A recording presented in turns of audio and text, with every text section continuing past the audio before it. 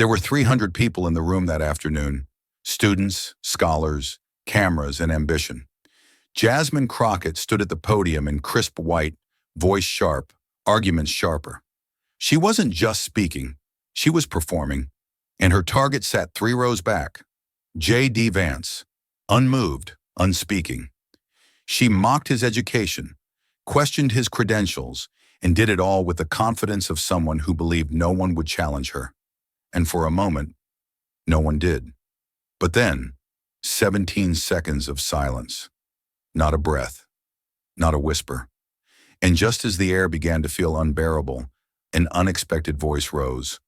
Not from the stage, but from the shadows in the back row. It was the voice of her own law professor.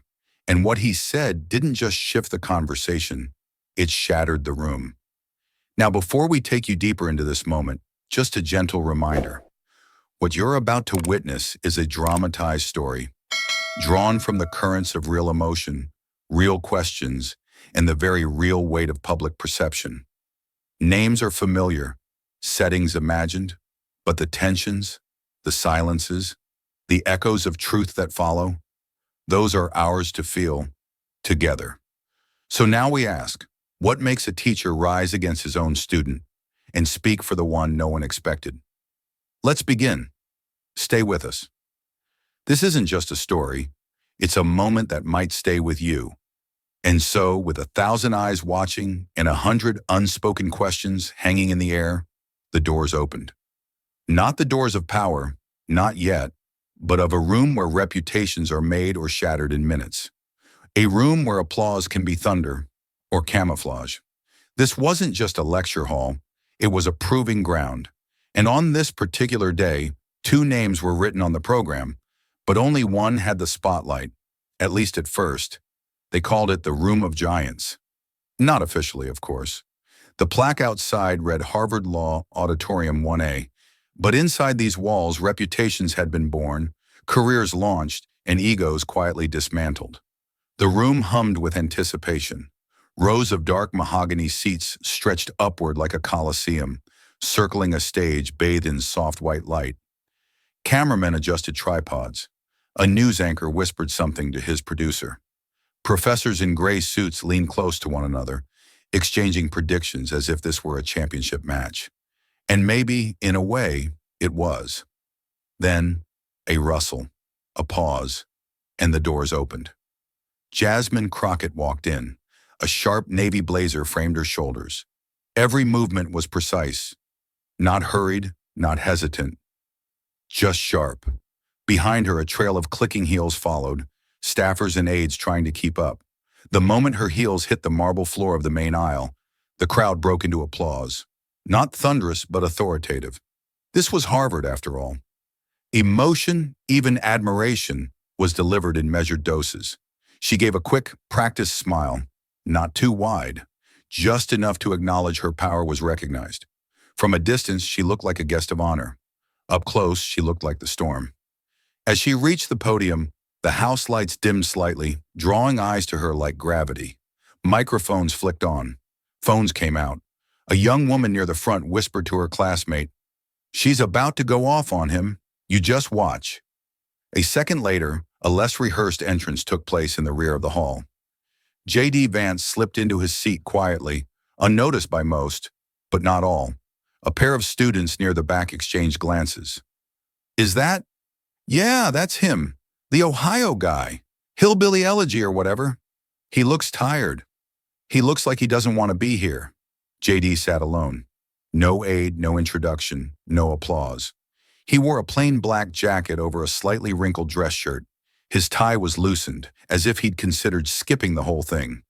He didn't check his phone, didn't scan the room. Just looked straight ahead, at the podium where Jasmine was now shuffling her notes like a surgeon prepping for surgery. And in that brief moment before anyone spoke, the contrast between them was almost cinematic. She glowed under the spotlight, polished, powerful, public. He sat in the shadows, quiet, weathered, watchful. There was history in that room, but also something more dangerous, expectation. Because everyone expected Crockett to own the stage. After all, she had degrees from 2 prestigious schools, a seat in Congress, and a long list of televised clashes under her belt. She was the kind of woman Harvard loved to claim as a success story. She was battle-tested and camera-ready.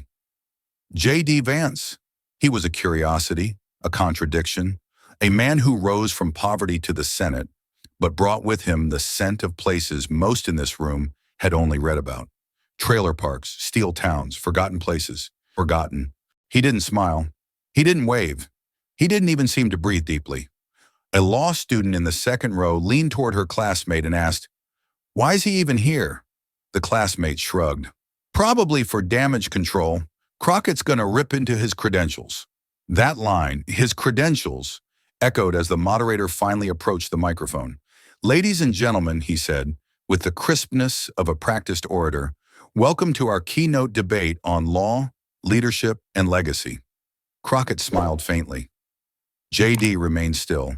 What no one knew was that in less than 20 minutes, this room of giants, would fall silent in a way it hadn't in decades. Not because of a shouting match, not because of applause, but because someone no one expected would stand and say the one thing no one dared. The applause had barely faded when Jasmine Crockett leaned into the microphone with the ease of someone who'd owned many rooms like this. Her voice was warm but firm, controlled yet edged with a tone that hinted, "I'm not here to play nice." "Public service," she began, "isn't just about passion, it's about precision." A few heads nodded. "It's not about who shouts the loudest on cable news or who gets the most retweets during a hearing. It's about understanding the law. Deeply, structurally, it's about protecting the Constitution, not quoting it to win applause." Now the nods turned into murmurs of approval. She paused, letting the silence gather weight before continuing. "We live in a time where too many confuse Twitter arguments with constitutional law." Laughter bubbled through the auditorium. Not explosive, but tight and knowing, like an inside joke among the initiated. Even some faculty members cracked a smile. The jab was carefully aimed, framed as general commentary, but everyone knew who it was meant for. J.D. Vance didn't flinch, not visibly, but the cameras were faster than flesh. One zoomed in and caught a single blink. Not defiance, not discomfort, just stillness. He sat as he had before, hands clasped loosely, back straight, expression unreadable. Crockett didn't look his way. That was part of the performance. Keep the line sharp, the insult indirect, and the spotlight fixed solely on her. She continued, "I've read the Constitution, taught it, litigated under it, and yes, defended it in rooms where the stakes were real, not theatrical." The subtle dig landed like a silent bell, and this time, the murmurs came with smirks. A law student near the front leaned to whisper, "She's slicing without even looking at him." And still, J.D. said nothing. The moderator cleared his throat. "Senator Vance," he offered, pivoting smoothly, "would you like to respond to that point?" 100 eyes shifted to the shadowed seat 3 rows back.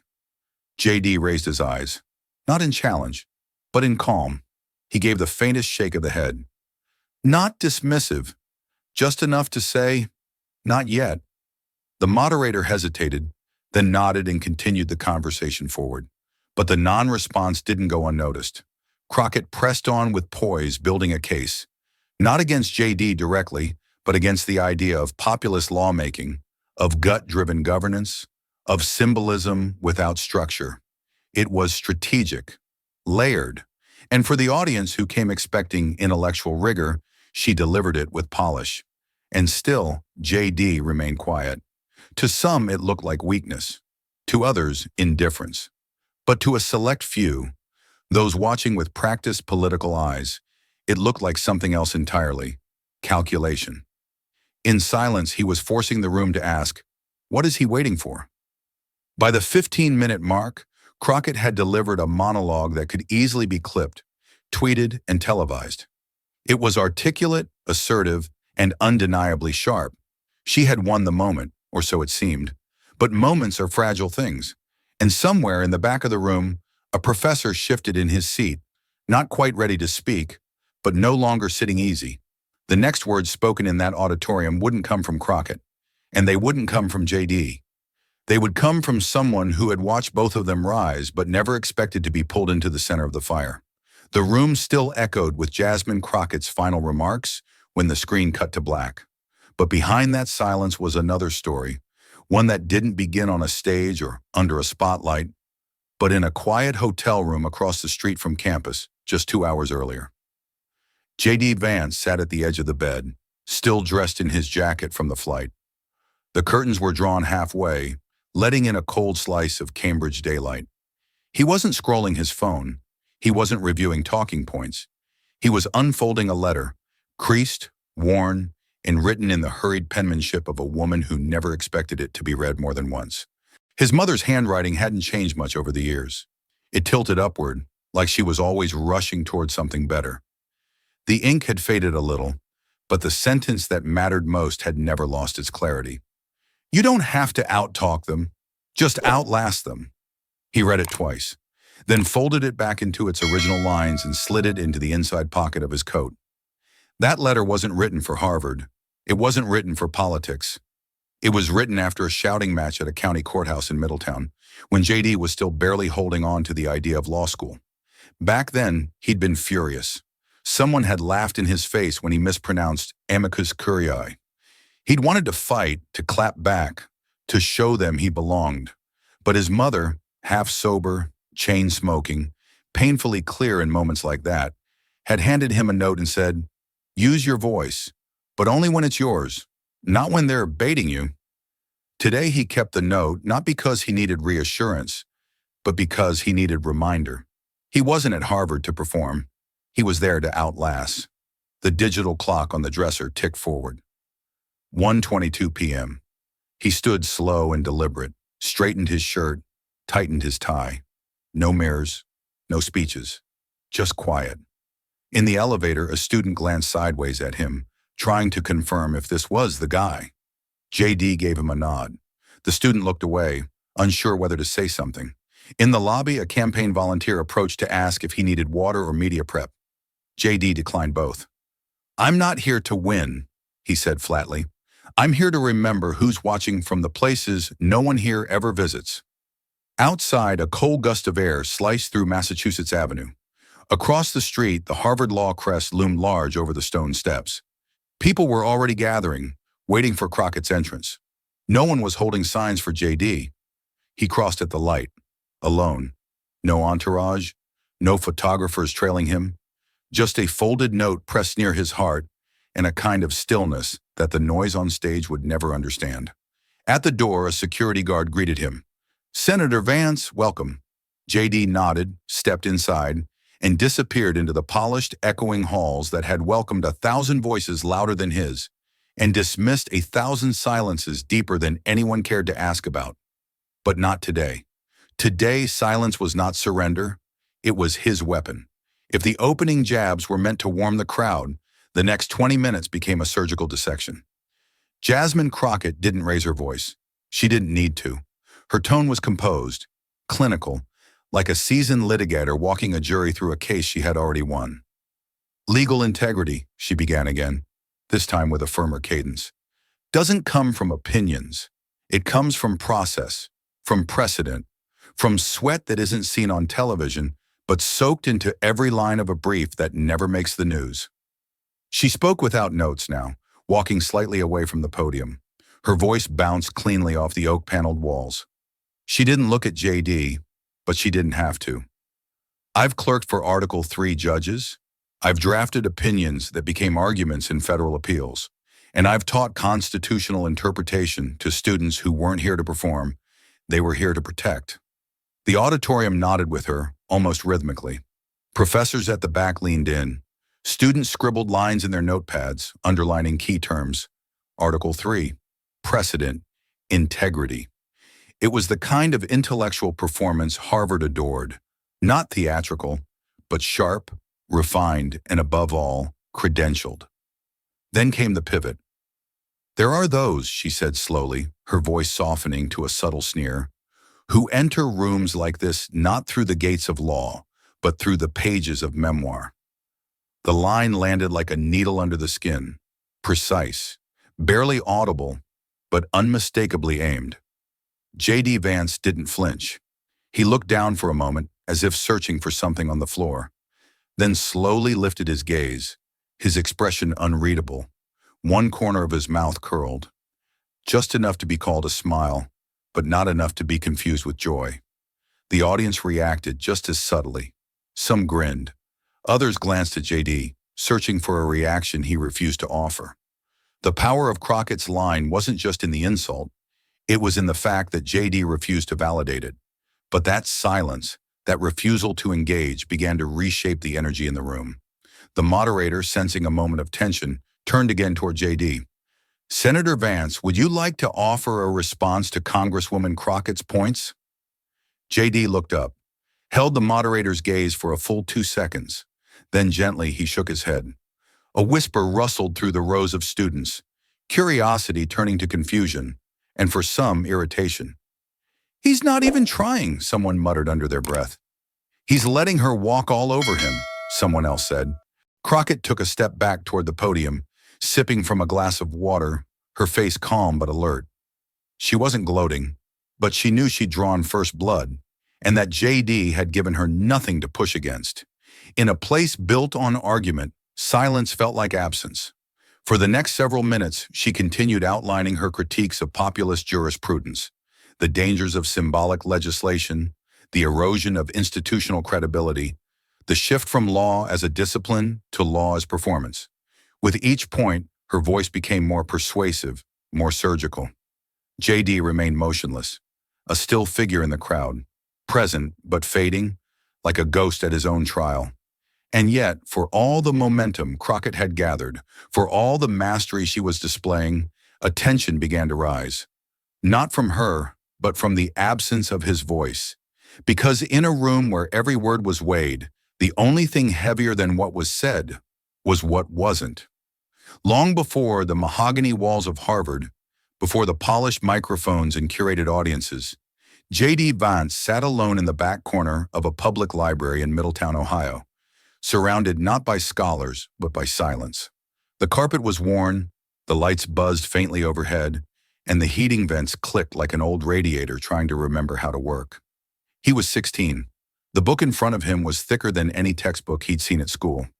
Plessy v. Ferguson on one side of the table, Brown v. Board of Education on the other. He didn't understand all the words, but he understood what was missing. He flipped the pages slowly, scanning margins, looking for something, maybe a sentence, maybe a voice, that could explain why the people he loved kept losing. Down the hall, laughter echoed from the children's section. Up front, a man slept upright in a vinyl chair. J.D. barely moved, just underlined one sentence and whispered it aloud. "Justice delayed is justice denied." A librarian walked past but didn't stop. She knew him by now. He wasn't there to cause trouble, just to read what no one else around him seemed to talk about. Later that same year, he stood outside a Marine recruitment office, squinting into the sun, as a man in uniform asked him a question most kids his age weren't ready to answer. "Why do you want to enlist?" J.D. didn't hesitate. "Because I'm tired of feeling like nothing I do matters." The recruiter nodded, didn't smile, just handed him a clipboard and said, "Then we'll teach you what does." Boot camp didn't teach him law, but it taught him something else. Clarity, pain, hierarchy, obedience, grit. He learned when to speak and when not to, when to push back and when to let someone else hang themselves with their own rope. Years later, that instinct followed him to Yale. He sat in constitutional law lectures with students whose parents had argued the very cases he read in that library. He listened to debates where classmates referenced summer internships with federal judges and dinners with deans. J.D. knew he didn't belong, not by pedigree, not by polish, but he also knew something most of them didn't. He knew what it felt like to read Roe v. Wade, while his neighbor's girlfriend cried on a front porch because she didn't have $20 for a bus ride to a clinic 2 counties over. He knew what it meant when people talked about federal housing policy because he'd slept in rooms where the ceilings leaked and the landlord didn't pick up the phone. And more than anything, he knew what silence meant, not as surrender, but as strategy. When to speak, when not to, when waiting was the sharpest blade in the drawer. At Yale, he didn't network. He observed. He didn't perform. He learned, not from professors, from life. And on that cold Massachusetts afternoon, seated in Harvard's most vaunted hall, J.D. wasn't measuring Crockett's attacks against himself. He was measuring the room, measuring the temperature, waiting. So when the cameras caught that faint smile, small, unreadable, it wasn't confusion or pride. It was memory. The law hadn't been taught to him by degrees or credentials. It had been taught in silence, in struggle, in stillness. And like his mother once told him, you don't win by being louder, you win by knowing when the noise ends. By the time Crockett returned to the podium, she had the room in her palm. Her voice was no longer just calm, it was commanding. There was a rhythm to her cadence now, the subtle momentum of a speaker who knew she had captured not just attention, but control. She placed both hands on the podium, leaned in slightly, and let her tone drop half an octave. There is, she said slowly, a certain seduction to silence. A few eyebrows lifted. It gives the illusion of depth, of dignity. It invites the audience to project meaning onto a blank page. J.D. didn't move. His eyes stayed fixed, not on her, but on a distant point just past her shoulder. Still, composed. Crockett let the pause linger, then drove the blade in. But let's be clear, silence doesn't protect the truth. It protects cowardice. A ripple of reaction moved through the hall like a gust of wind. Audible gasps, a few nervous chuckles, and then applause. Hesitant at first, then bolder. Students clapped, murmuring assent. Some even nodded toward one another, as if to say, finally, someone said it. The moderator shifted in his chair, visibly unsure whether to let the moment sit or move the program forward. J.D. remained still. No reply, no visible emotion. Only the smallest flex in his jaw, like a clock spring tightening beneath glass. Crockett took a step back, satisfied. She wasn't sneering. She wasn't angry. In her mind, she was simply defending the institution, law, truth, the sacred ground of intellectual rigor. And in a place like Harvard, that defense carried weight. But in the back row, someone didn't clap. Professor Charles Hanley, 72 years old, emeritus of constitutional law, mentor to both senators and justices, sat with his hands folded on his cane. He didn't frown, he didn't shift. He simply didn't move. It wasn't a protest. It wasn't defiance. It was something else. Something quieter. Like a memory had surfaced, uninvited, unshakable, and was now making its own case inside him. He had taught Jasmine Crockett a decade earlier. She had been brilliant, sharp-tongued, sharper-minded. He remembered her thesis on systemic bias in judicial review. He remembered her standing in this very room, challenging guest speakers twice her age. He had admired her fire. But now as she stood poised in her element, he watched her eyes scan the audience. Not for ideas, but for approval. Applause surrounded her like armor. And still, J.D. said nothing. Professor Hanley's gaze drifted to the man in the shadows. Not quite slouched, not quite tense, just present. There was something familiar in that posture, a kind of tension that doesn't seek to win, only to endure. And Hanley, a man who had written volumes on the power of testimony, suddenly found himself wondering, what if the most powerful argument in this room was the one no one was bothering to hear? The applause eventually faded. The moderator moved on. The dialogue continued. But something beneath the surface had shifted. The students still saw a woman winning a debate. The faculty still saw a lecture well delivered. But in that back row, a teacher had stopped watching a performance and started listening for something quieter, something waiting, something about to rise. By now, the debate had taken on the structure of a trial. And Jasmine Crockett, she was both prosecutor and closing witness. Every step, every syllable, led to this moment, not accidental, not reactive, but designed. She stood center stage, hands loosely clasped, posture confident. Her tone wasn't angry, it was deliberate, final. I want to take you beyond theory, she began, and into practice, into what happens when legal imprecision meets legislative power. She paused. The audience leaned in.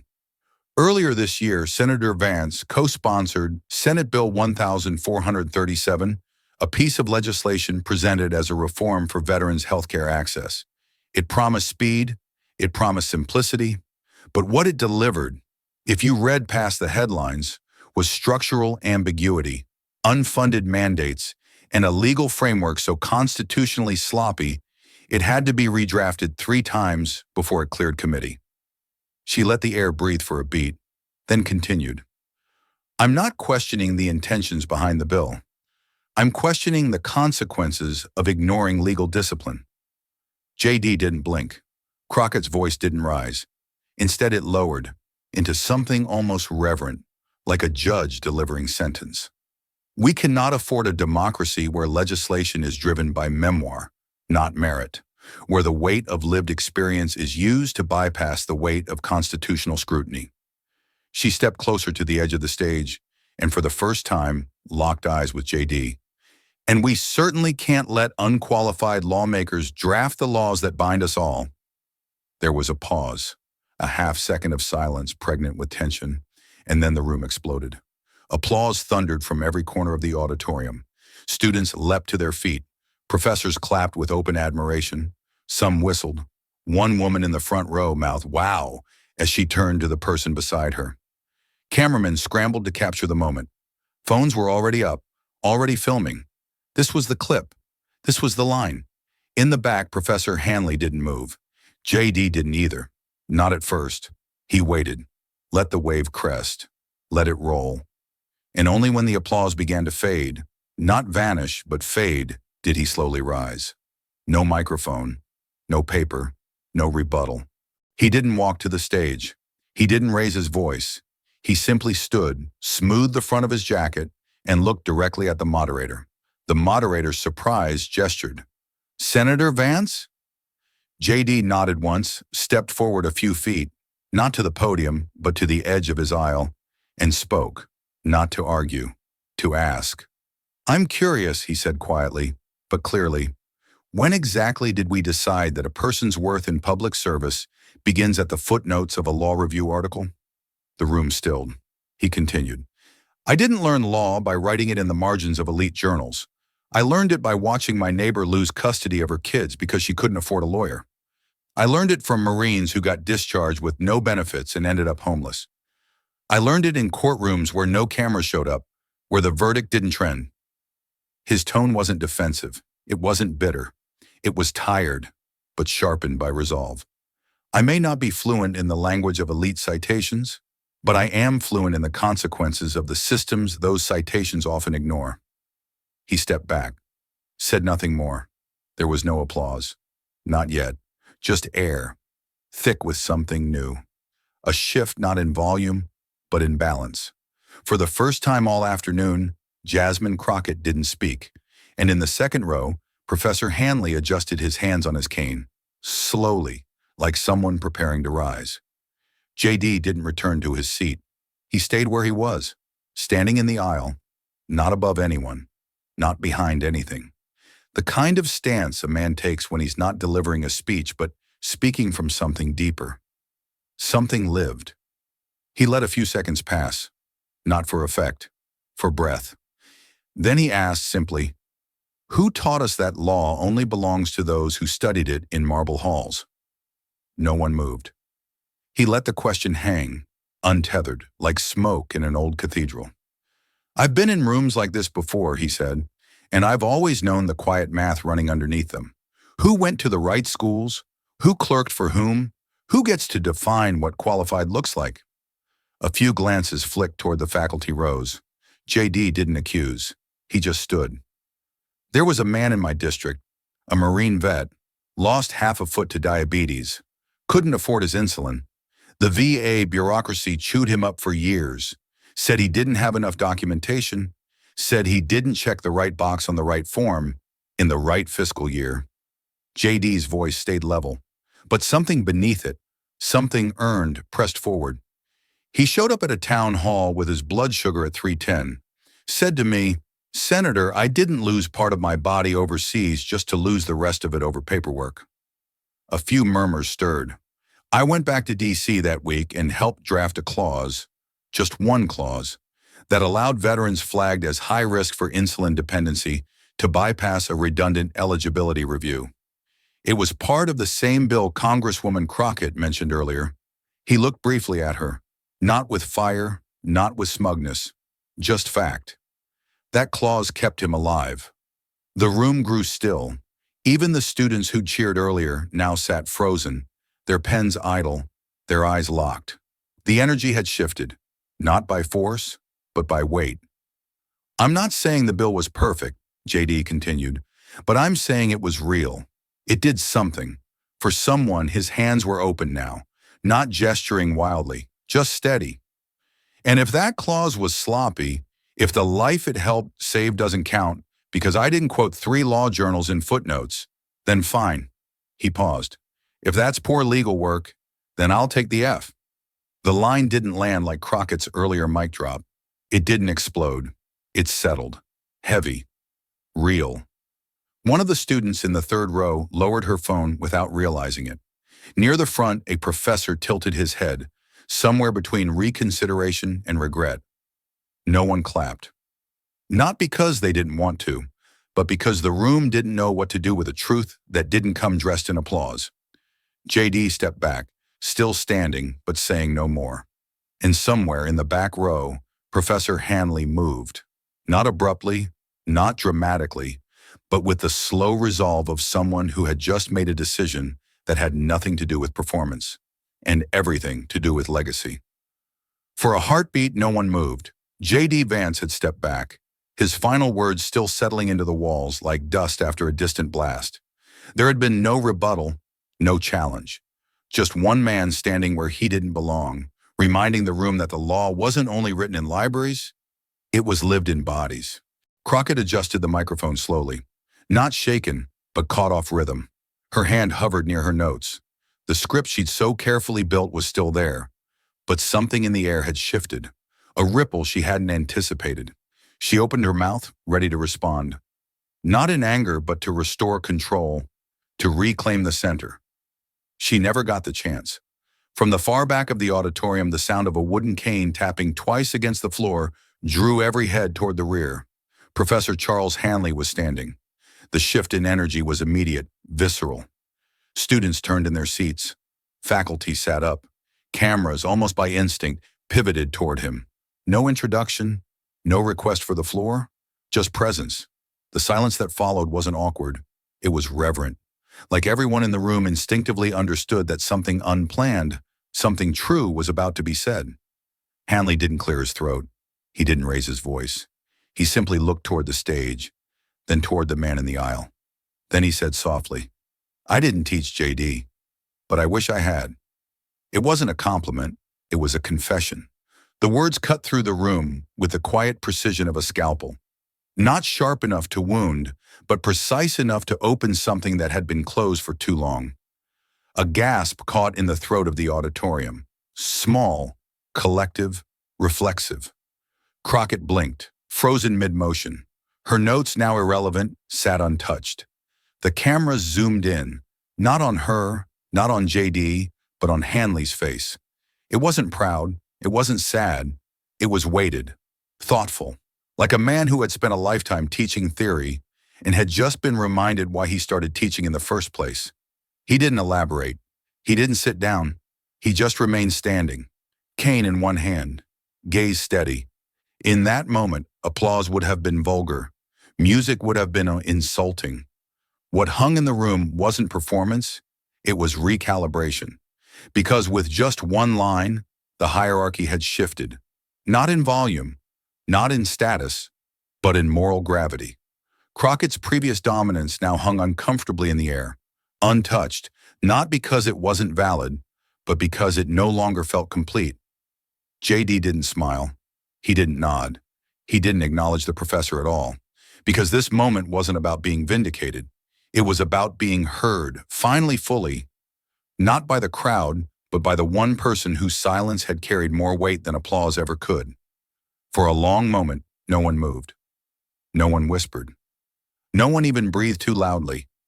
And then, as if the room collectively understood, It had witnessed the turning of a tide. The chapter closed, not with a bang or a speech or a headline, but with stillness, pure, undisturbed silence. The kind that doesn't demand attention, it earns it. Professor Hanley didn't ask for the floor. He didn't wait for the moderator. He simply began walking. One hand gripped the top of his cane. The other slid along the mahogany handrail as he made his way slowly down the center aisle. The hall was silent, not because anyone had instructed it to be, but because something ancient had taken hold. Respect. Awe. The kind that doesn't come from rank, but from a life lived close to truth. Crockett stepped back slightly, unsure whether to speak or make room. Hanley reached the front and stood not at the podium, but beside it, just out of the light. His voice when it came was not loud, but it didn't need to be. His words carried like wind across water, low and unwavering. "I mentored Congresswoman Crockett," he said, nodding toward her. "I watched her dissect precedent before she was old enough to vote. I've read her arguments, felt the force of her conviction. I'm proud of her. Still am." A few students blinked, unsure if they were witnessing a defense or a turn. Hanley continued, "But this—" He looked toward J.D., still standing quietly near the edge of the seating row. "This moment belongs to someone else." J.D. didn't move. The room didn't breathe. "I've taught law for 42 years, Hanley said. "I've seen brilliance burn bright and then fade. I've watched ideas win rooms and lose entire communities. I've listened to voices shaped by lectures, and I've listened to voices shaped by loss." He turned slightly, eyes sweeping the students, the future lawyers, judges, clerks who had come to witness a contest and were now watching a reckoning. "And what I heard today," he said, gesturing gently toward J.D., "was a voice that doesn't rise often, doesn't dominate headlines, doesn't speak in legalese or academic flex, but it speaks with clarity, with cost, with conscience." He paused just long enough for the emotion to gather but not spill. "It's rare, and it's necessary." A silence fell across the crowd that wasn't stunned. It was reverent. Near the front, a student who had earlier cheered now wiped tears from the corner of her eye. Behind her, another clutched his pen like it was suddenly too fragile to write. Crockett stood off to the side, shoulders back, but her expression had softened. Not wounded, not defeated, just listening, truly listening. Hanley wasn't finished. "We talk here often and loudly about law as structure, as institution, as precedent.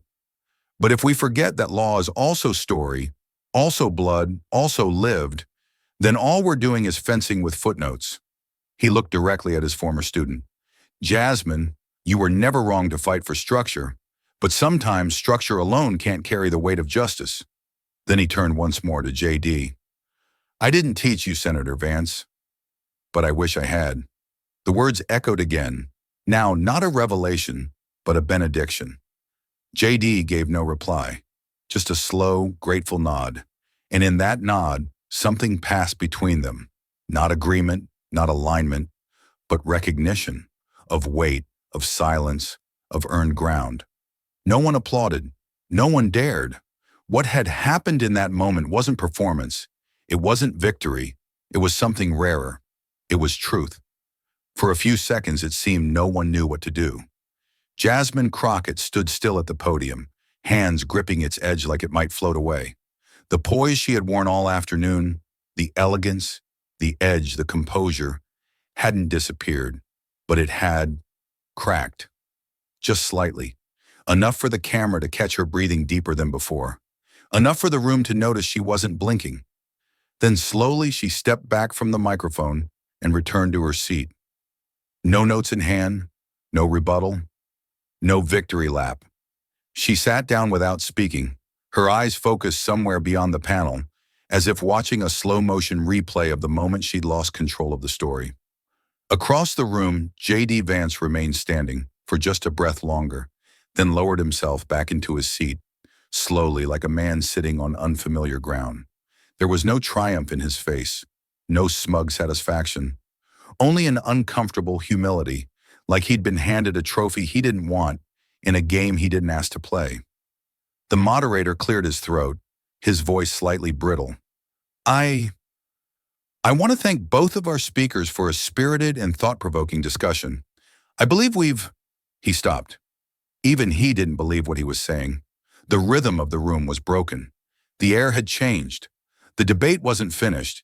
It had unraveled, quietly, and laid itself bare for everyone to sit with. On stage, Crockett straightened in her chair, her hands folded neatly in her lap. She looked over once, just once, at JD. Not with anger, not with bitterness, with something more disarming. Recognition. Like she just met him for the first time. Online, the story was already growing legs. A clipped video, just 23 seconds long, was uploaded to Twitter with the caption, "Hanley stands. Harvard silences itself." Within minutes, it had 12,000 views. Another tweet, JD Vance didn't speak for most of the panel.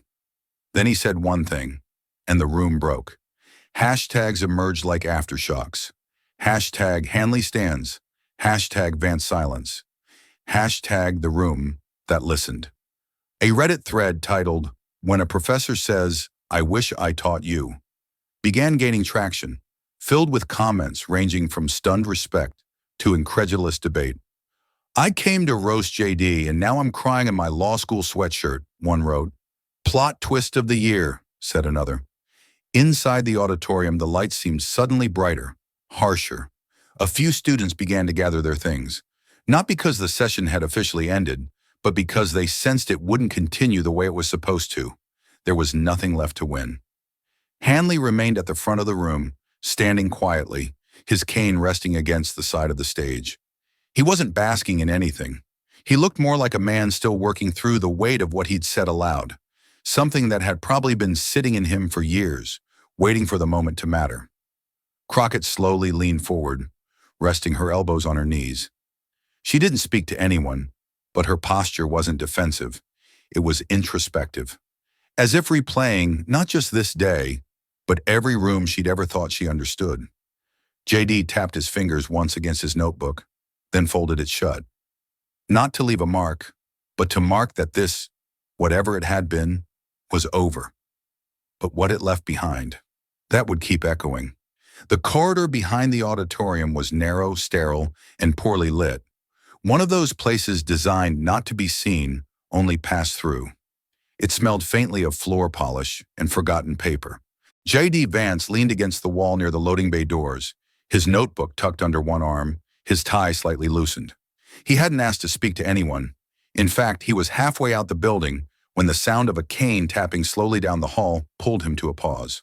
Professor Charles Hanley rounded the corner, his pace slow but certain. There was no entourage, no press, no spotlight. Just two men in the quiet backstage of a moment that had already left the room behind. Hanley stopped about 3 feet from JD and studied him for a moment. "I've taught thousands," he said, voice lower now, gentler.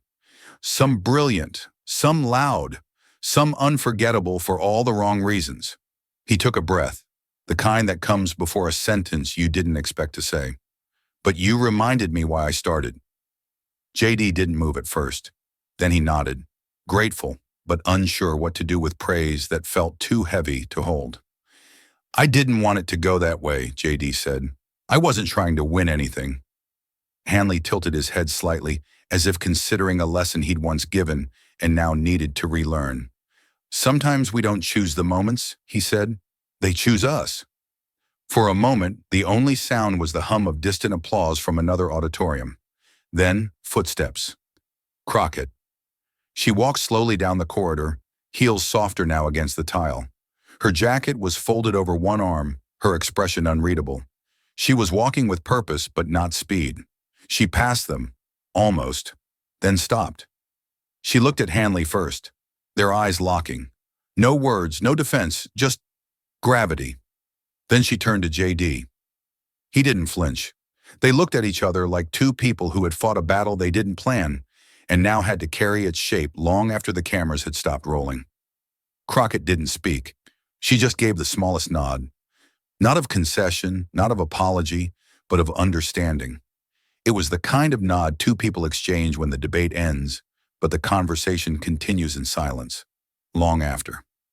JD met her gaze and returned the gesture with a quiet clarity. You were right in the room, he said. I just happened to be there. She blinked once, lips pressing slightly together. Then she turned and walked away, into the noise, into the press, into the story she'd now be part of in a way she hadn't expected. Hanley stood beside JD a few moments longer, then adjusted his grip on the cane. They'll ask what happened in there, he said almost to himself. JD looked down the hall. They'll come up with whatever fits. Hanley chuckled faintly. They always do. He offered a final nod and turned back toward the faculty lounge. JD remained still. He waited until the hallway emptied again, until no more questions floated near, no more eyes lingered, and then he stepped through the side exit into a gray sky beginning to mist.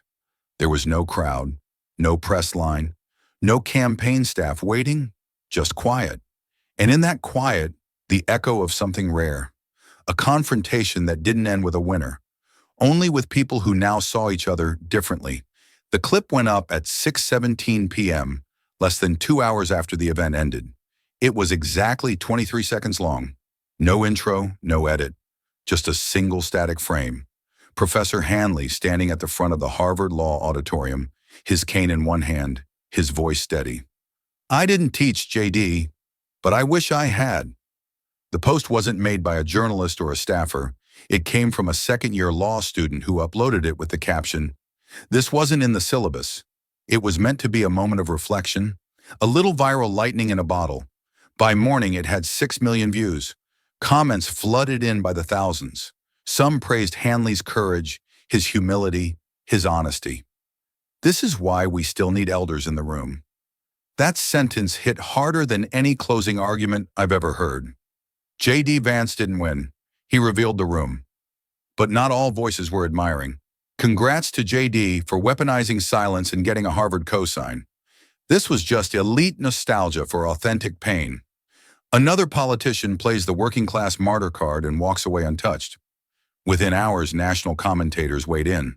One conservative outlet declared, JD Vance wins Harvard debate without speaking. Elite crumbles. A progressive columnist responded, law isn't therapy. Vance's anecdotes don't substitute for real policy. The headlines weren't trying to understand what had happened. They were trying to claim it. And JD, he said nothing. No tweets, no press release, no appearances on cable news despite invitations flooding his inbox. His staff turned down every Sunday show. He declined a podcast spot that had offered top billing. To every request, he gave the same answer. Let the moment speak. I won't drown it in commentary. It frustrated some, intrigued others. For a news cycle trained to chase reactions, his absence created a vacuum. And into that vacuum, students began asking questions their professors weren't prepared to answer. One thread appeared on the Harvard Law Forum under the title, What is legal authority, really? A first-year student wrote, if a man with no law review credits can move a room like that, does that mean we've been measuring credibility wrong? A third year responded, authority used to be based on precedent. Maybe it still is, but maybe it's also lived precedent, what the law feels like when it touches real people. The thread stretched over 300 comments by day's end.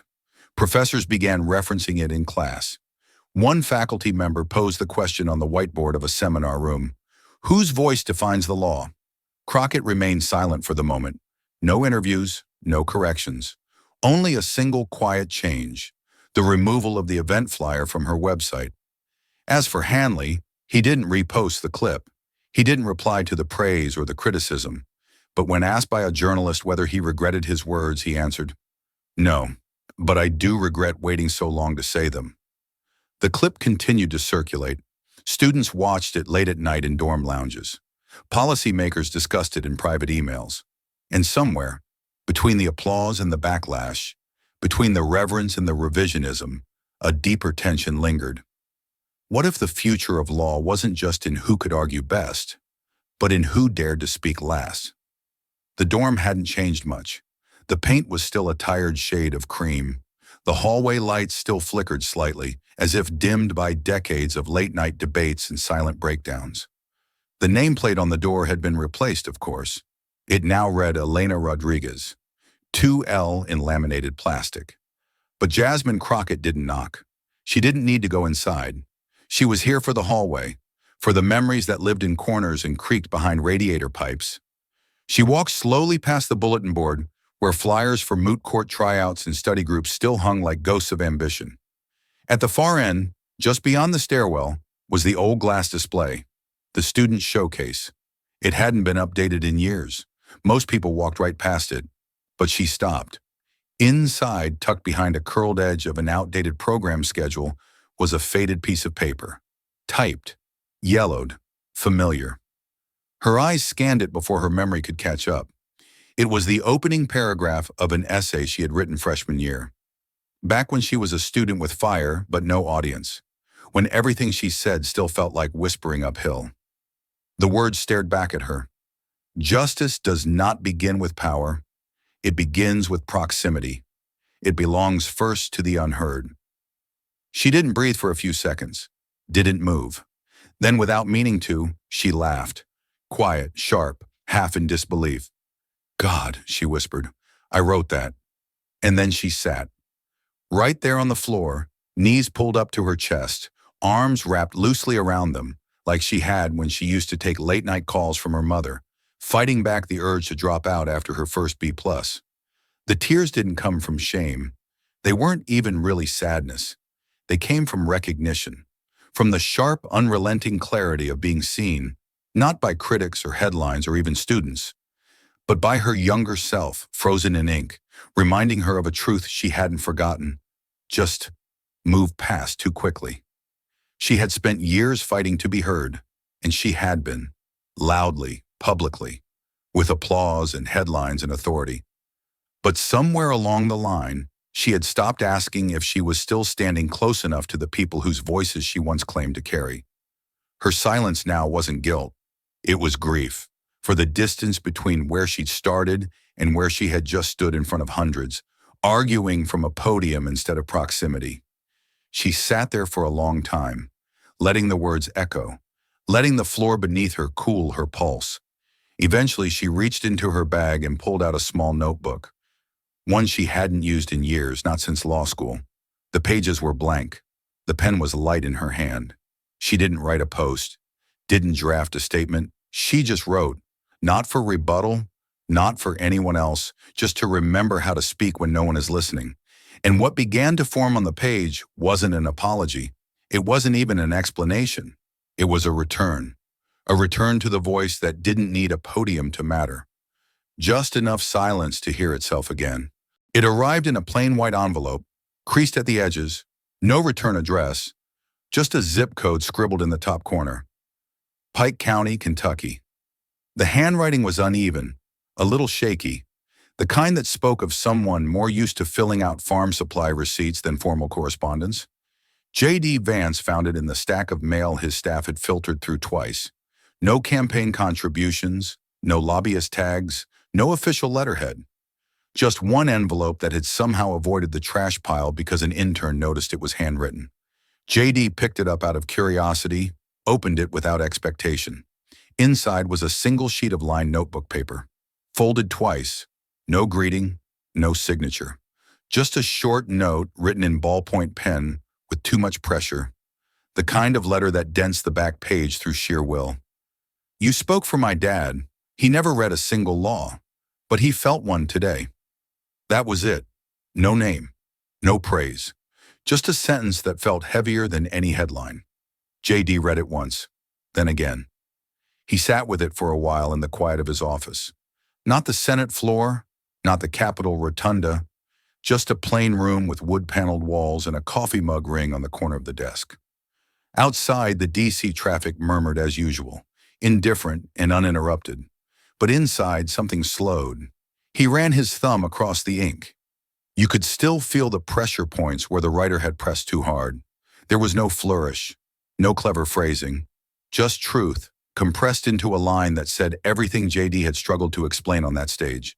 He opened his notebook, the same one he'd brought to Harvard, the one with the bent corner and the letter from his mother still tucked in the back. He slid the new note in between the pages like a bookmark, not to file it away, but to keep it close. Then he leaned back in his chair, looking up at the plain ceiling tiles above him. And he said, "Not for the record, not for the cameras, just to himself. That's who I answer to. Not the pundits, not the professors, not even the applause, but the people like the one who wrote this letter. The people who didn't speak in polished rhetoric or write law review articles or win viral debates. The ones who knew the law not as language, but as impact." He thought back to the town halls, the folded veterans' discharge papers shoved into jacket pockets, the single moms who brought eviction notices to policy meetings, the coal miners whose hands shook as they asked if Black Lung was still technically covered. He thought of them and of how few of them would ever sit in Harvard's room of giants, how few would ever be invited to speak, to argue, to explain what policy had taken from them, and how somehow in that one moment of silence, something had carried through. He didn't need a headline to explain what had happened. He had this letter, and that was enough. The official announcement came on a Thursday morning, posted quietly on Harvard Law School's homepage beneath the more standard headlines about alumni awards and faculty publications. The title was modest, but it carried weight. Introducing the Hanley-Vance Fellowship, advancing access to legal education for first-generation and veteran students. It didn't come with a press conference. There were no ribbon cuttings or staged handshakes, just a one-paragraph preamble, followed by a mission statement that read more like a promise than a pitch. This fellowship honors the voices often left out of the conversation. It supports those whose understanding of justice was shaped not in lecture halls, but in lived experience.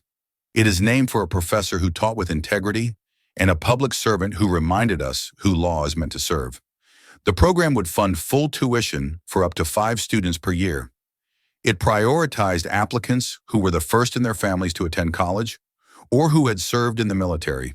It included a mentorship track, a summer clerkship pipeline, and a required course on community-centered legal practice. It wasn't revolutionary in structure, but in spirit, it was seismic. That same day, Professor Charles Hanley released a short note of support, typed, unadorned. Legacy isn't built in lectures. It's built in who we choose to include. The decision to name the fellowship after Hanley and J.D. Vance surprised some. To pair a tenured professor from America's most elite law school with a populist senator known more for his grit than his scholarship wasn't a natural institutional move. But it resonated, because something real had happened in that room, and Harvard, to its credit, had chosen not to bury it, but to build on it. Behind the scenes, there had been hours of negotiation, endowment reviews, alumni board approvals, policy vetting. But the most unexpected moment came during one of the planning sessions when Dean Underhill made a quiet suggestion. "We'd like to invite Congresswoman Crockett to co-chair the fellowship advisory panel." There was a pause in the room. Even the air held still. Her perspective, the dean added, would be indispensable. The offer reached Crockett's desk the next morning. She read the email twice, then let it sit in her inbox for 3 days. Not because she was avoiding it, but because she knew what accepting meant. It wasn't a loss. It was a return, and that was harder. On the 4th morning, she replied with a single sentence. "If this is about proximity, not politics, count me in." The news wasn't splashed across headlines, but it didn't need to be. In quiet corners of Capitol Hill, Republicans and Democrats alike took notice. On law school campuses across the country, students started asking whether their institutions would launch something similar.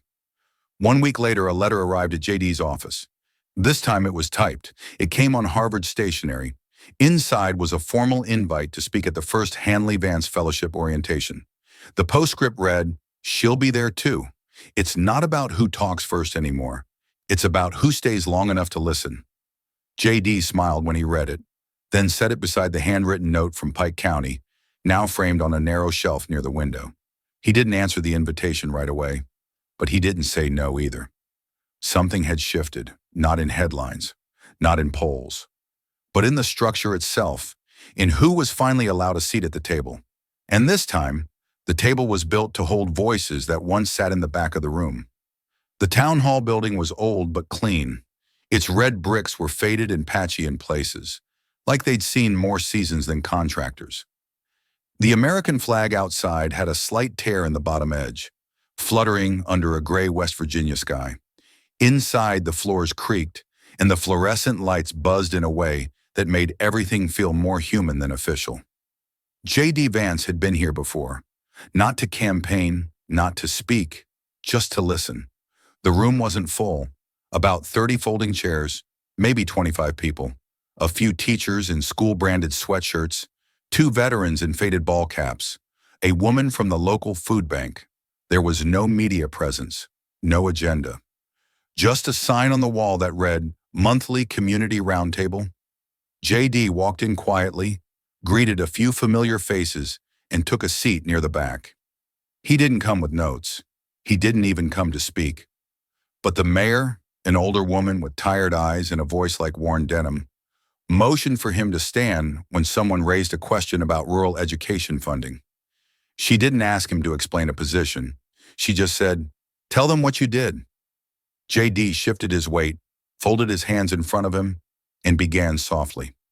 "You all remember Senate Bill 1437, he said. "It wasn't perfect, I know that, but there was a clause in there, Section 19.2, that redirected underused federal broadband grants to rural school infrastructure." He nodded toward a man in the third row. "That clause? That came from this room, from a meeting just like this last year, when someone said their students couldn't even download homework because the school Wi-Fi went dead when it rained."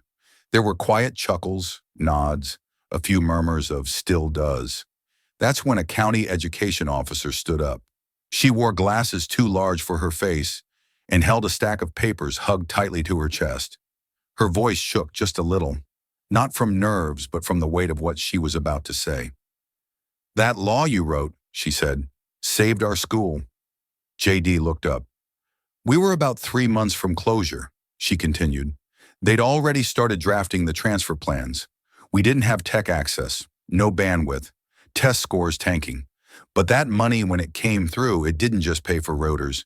It paid for time. Time to get back on our feet." She paused, looking at him like she wasn't sure how to say thank you without making it sound political. J.D. just nodded. "It wasn't law," he said quietly. "It was listening." The room stilled for a second. No applause. Just a moment of understanding that felt more complete than any official recognition. He could have said more, could have listed the amendments, cited the cost analysis, even mentioned the staffers who helped draft the language. But he didn't, because none of that would have mattered more than what was already true. The law didn't come from a marble hallway. It came from a leaky school building with voices no one else had bothered to hear. After the meeting, a boy about 10 years old approached J.D. near the exit. He didn't say a word, just handed him a crayon drawing of a school with a satellite dish on top and the words, "Our internet works now," scribbled across the sky. J.D. smiled, folded the paper carefully, and placed it inside his coat. That's who he answered to, and it was more than enough. J.D. was on the train when the email came through. The countryside outside the window blurred in soft shades of late afternoon. Gold on gray, light stretching over leafless trees. His phone vibrated once. No subject line, just the name in bold. Crockett, Jasmine. He hesitated before opening it. 2 sentences. No greeting, no signature. Just, "I underestimated you. Won't do it again." He stared at the screen for a while, thumb hovering over the reply button. He thought of a dozen things he could write. Gratitude, grace, even a touch of wit.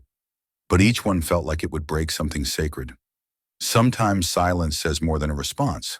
So instead, he closed the app, opened the PDF printout of his committee's latest draft, and quietly pulled a pen from his jacket. But the words stayed with him. By the time he returned to D.C. later that evening, the rhythm of Hill life resumed. Meetings, memos, hallway nods. He didn't tell his staff about the message, didn't mention it to his wife over dinner.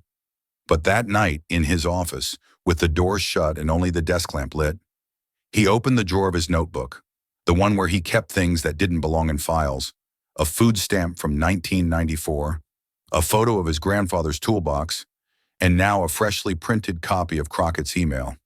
He didn't frame it, didn't highlight it, just slipped it into the back sleeve behind a folded piece of lined paper that read, "Speak only when silence won't do." That one sentence was enough, Not because it proved anything, but because it marked a shift, a step away from performance, a step toward respect. Miles away in a quiet apartment overlooking a city that never fully slept, Crockett sat at her kitchen table with an untouched cup of tea cooling beside her laptop. She didn't check for a reply. She hadn't sent the email for one. She'd written it at midnight, right after rewatching the footage. Not just the moment Hanley stood, but the second right before JD spoke. There was no defiance in his posture, no drama in his tone. Just a question, and then a story. And it had landed harder than any monologue she'd given in years. There was no shame in what she'd done.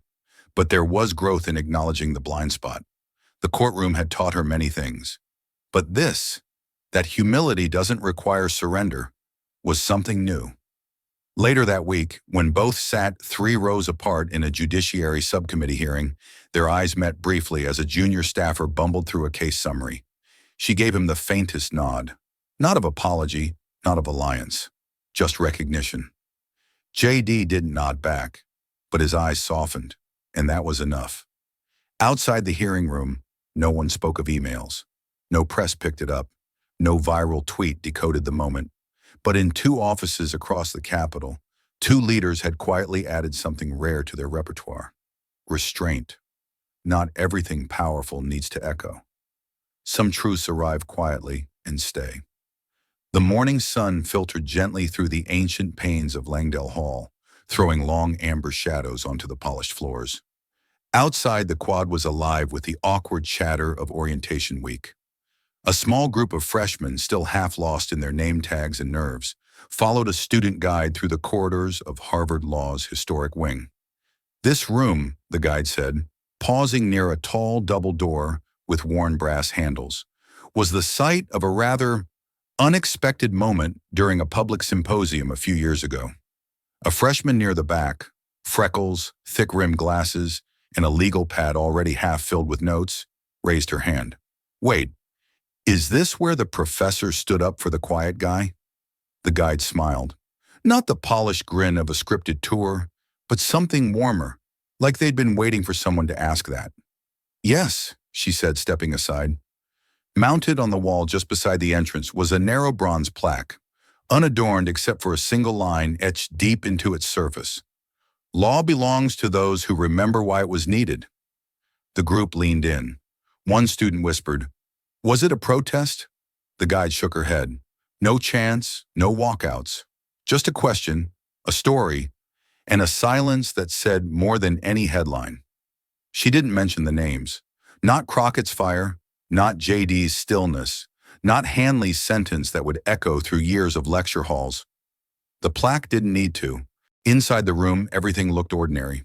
Rows of chairs, a lectern, recessed lighting humming faintly. But those who knew the story said something shifted here that day.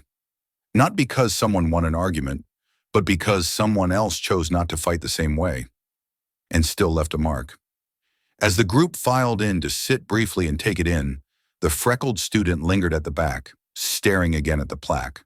Her voice was low, half to herself. "I want to be that kind of lawyer." Another student beside her replied, "Which one?" She paused. "Whichever one was listening." The guide didn't interrupt. She let them sit with the weight of that moment, with the absence of noise. It was the kind of story Harvard didn't put on brochures or in glossy ads, but it lived in whispers, inside conversations between first years, and in the pause students took before speaking in their first moot court. And though no spotlight had been built around it, no commemorative event was scheduled each year, there were always questions, every new semester. Always one student who asked, "What really happened in here?" And someone always said, someone remembered what the law was for. Long after the applause faded and the camera crews had moved on, J.D. Vance sat alone in a modest guest room above Harvard's alumni house. The windows were cracked open to let in the autumn breeze, carrying with it the muffled sounds of campus life, students laughing, bikes whirring past, the distant thump of a music speaker somewhere near the quad. But in the room it was still. J.D. held his phone loosely in one hand. He'd been staring at the screen for 15 minutes, the voice memo app open, blinking. He finally pressed record.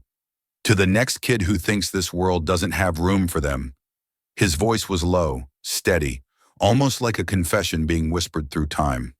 Speak softly but carry a memory, one that tells you where you came from, what you survived. You don't need a podium. You don't even need a title. You just need to know you matter. He paused. The silence after his words seemed to weigh even more than what he had spoken. There's power in listening. There's courage in not flinching when someone calls you unqualified, because that just means they haven't met your story yet. He exhaled. Then, almost like he was remembering something, added, "And if you ever feel like you don't belong, remember, neither did I, until I stopped waiting for permission." JD ended the recording. He didn't replay it. He didn't edit it. Instead, he uploaded the file to a quiet section of Harvard Law's internal student resource hub, a page buried beneath mental wellness links and writing center PDFs. No name, no fanfare. Just a simple label, for when you need it. And then he shut the laptop. No tweets, no press release. He didn't even tell his staff. Somewhere he hoped a future student would find it. Maybe after a rough day, maybe late at night when the weight of a courtroom hypothetical or the echo of an insult felt too loud. And maybe that voice, anonymous but familiar, would remind them they weren't invisible. Outside, a gust of wind nudged the shutters against the brick. JD stood, walked to the window, and watched as a small group of students crossed the quad beneath the golden leaves. He said nothing, but he had spoken. The lamp on JD Vance's desk cast a soft golden halo over the room, its light catching the edges of worn pages and ink-stained margins. Outside, the evening had settled into a hush, the kind of quiet that doesn't beg to be filled. His old notebook, leather-bound and frayed at the edges, lay open before him, one final line waiting to be written.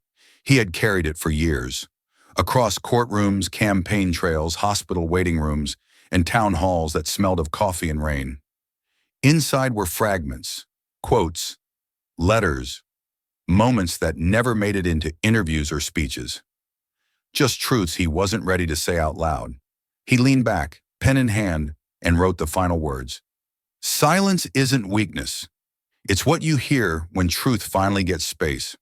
He paused for a moment, letting the ink settle. Then, with the care of someone tucking away a sacred thing, he closed the notebook.